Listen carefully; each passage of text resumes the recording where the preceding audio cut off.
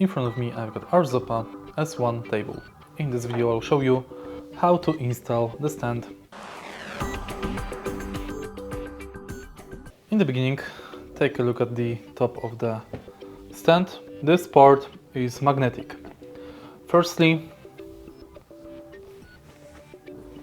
lift the portable monitor.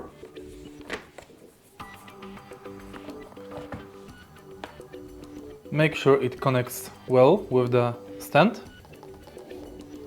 And now set it on the angle you want. In the end, close this part. And that's it. Now your portable monitor is tight and secured. If you find this video helpful, please leave like, comment and subscribe.